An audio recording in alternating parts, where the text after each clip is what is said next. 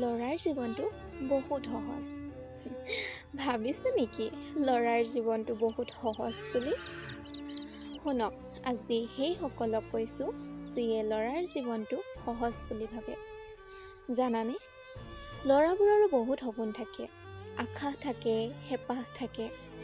সেইবোৰ সকলো পাহৰি ঘৰ পৰিয়ালৰ বাবে ভাবিব লগা হয়। জীৱনটো ভালকৈ আৰম্ভ নহওঁতেই সেই সকলোবোৰ ভাবিব লগা হয়। মধ্যবিত্ত পৰিয়ালৰ হ'লেতো ক'বই নালাগে, বহুত বেছি কষ্ট আৰু চিন্তা কৰিবলগীয়া হয়। দেউতাকৰ পিছতেই ঘৰখনৰ সমস্ত দায়িত্ব ল'ৰাটোৰ হয়। আৰু আমি ভাবোঁ ল'ৰাৰ জীৱনটো সহজ। আমি যেনেকৈ ভাবিছোঁ যে ল'ৰাৰ জীৱনটো সহজ, কিন্তু তেনে নহয়। নিজৰো এটা জীৱন থাকে, যি নেকি সকলো পাহৰি থাকিব লাগে আনৰ বাবে। আৰু কিছুমানে কয় ল'ৰাৰ জীৱনটো সহজ। শুনক, ল'ৰাৰ জীৱনটো ইমান সহজ নহয়।